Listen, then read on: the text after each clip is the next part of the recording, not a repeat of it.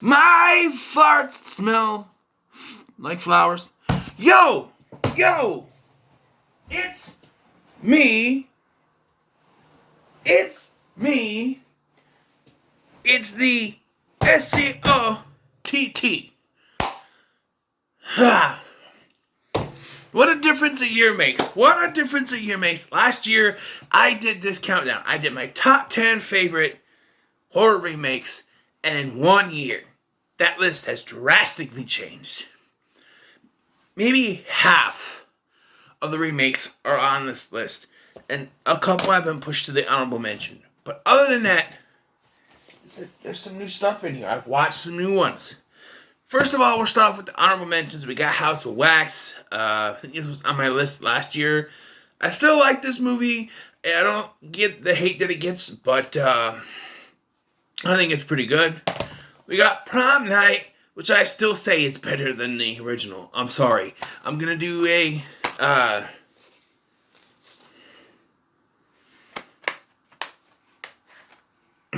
I'm going to do a original versus remake on this some point this month. But yeah. And surprisingly, in my honorable mentions, it wasn't anywhere near my list last year. I've rewatched it twice since, because I know I did the review for it last year. I did a re-review before the month even started. And that's Rob Zombie's Halloween. I now appreciate this movie better. More than I did before. Second one's still shit though. So, we'll talk about top 10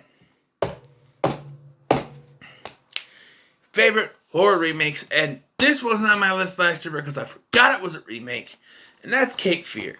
The performance of Robert De Niro and Nick Nolte put this on my list. However, I'm not familiar with the rest of these.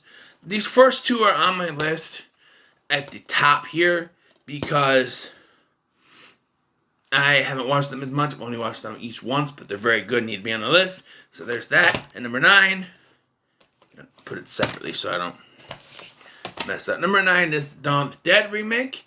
I really enjoyed this film. I think the cast is fantastic. Little bit of weird decisions towards the end, but decent watch. Next one was a honorable mention last year's because I didn't have a physical copy.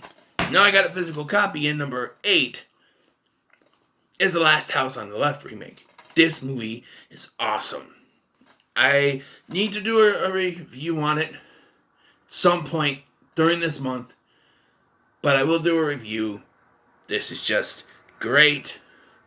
You know, the original was so groundbreaking, but this one is really good. And I've never seen the original, but I think this one would be easier to watch. The original, I hear the original is very dirty, grimy, very in that kind of exploitation type thing, where this one is probably better. Number 7 is My Bloody Valentine 3D, which is probably higher up the list last time, but yeah, pretty good film. Jensen Ackles is great. Jamie King's great. Even Kerr Smith, he's great. Just, number 6 is a movie I just reviewed this past weekend, and that's David Cronenberg's The Fly. Again, this wasn't on my list last year because I forgot it was a fucking remake, but here it is. Yeah, what can I say? It's Cronenberg, it's The Fly. It's great. It's Jeff Goldblum's best film to date, and that's kind of sad seeing he's been in like Independence Day and stuff, but yeah. Number 5. Some people, I don't get the hate for this movie. I really enjoyed it. I think it was creative, and I am the biggest fan of the original, right? My whole life has been about the original. So I'm the one who would boo this and say, no, this sucks. They shouldn't have remade it. And I had my doubts going in. It's child's play, by the way. But I watched it. I had my doubts because of the casting. I'm not a big fan of Aubrey Plaza. She did alright. They made Andy older, which did make sense to me because it's a kid's toy, but it still worked. And an older Andy kind of went with this. This is really good. I really enjoyed it. I watched it several times since then. And it gets even funnier every single time I see it. No, I'm saying. Yeah.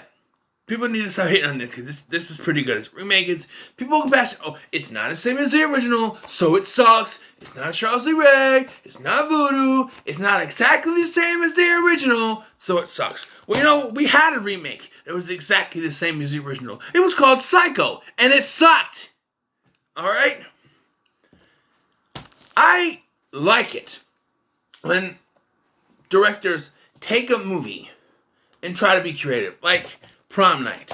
Try to make it out of their own. Or The Fly. They take stories and they make it their own. Rob Zombie kind of did that, but they take it and they make it their own. They're trying to copy the original. That's what this did. Alright? Number 4. Friday the 13th. Again, people bash this, saying, oh, other than the first 20 minutes, it's shady. No. Yes, the characters aren't that great, but it's a Friday the 13th movie. Characters aren't going to be that great. Yes, you got the characters from the final chapter that are good, but I think it works for what this franchise is about. I like how it takes the first 4 films and puts it together in one film. It doesn't feel rushed. It works. Number 3, Evil Dead remake. I know people say it's a sequel, but it's an Evil Dead remake. I thought this was tastefully well done, and I think it was number 2 last time. It's been pushed. So, yeah, I like the Dark Evil Dead. I like the other 3. But I like the darker type story, and that's what this does. What Fede Alvarez did, he gives a Dark Evil Dead story. It's not the campy stuff like with Ash, but a dark story, and it worked. And this is really great. Number 2, Texas Chainsaw Massacre. Now, I've seen the original now. I've seen this one. And I know the original one is a cult classic, but I still prefer this one. I think it's not as... The characters aren't as annoying. And I think that the family is written better. Not just some weird... type people that actually have some character to them. At least for the most part. And we got Sheriff Hoyt in this one, which is always good. Yeah, definitely better. Number 1... It wasn't in my last one. It's a different number 1. Because I recently got the Blu-ray. I recently reviewed it like a couple months ago. This is like one of the greatest films I've ever seen. Ever. Probably one of the greatest horror movies ever made. One of the greatest remake I think ever made. And again, it's based off of a film that, while it follows more template than with The Fly or Prom Night, they did their own thing. And that is John Carpenter's The Thing. Yes, I had to put it at number 1. Absolutely a 10 out of 10 movie for me. And it deserves to be at number 1. What can I say? Kurt Russell. It's got the, Rob Bottin's effects. The score by John Carpenter. It's great. Did you do the score? Okay, Ennio Morricone. He did the score. Never mind. But yeah, just great. So that's my top 10. I will say I'm going to film another top 10 tonight. It's going to be released tomorrow. I'm going to upload it tonight when I'm all sleepy. And it's going to be up by tomorrow morning. It'll be available to watch. It'll go live tomorrow morning, 8 o'clock, like my usual ones that I do. Just because I want to get one done tomorrow when I'm at work and have it up. It's another top 10. And it'll be my top 10 horror sequels that are better than the original.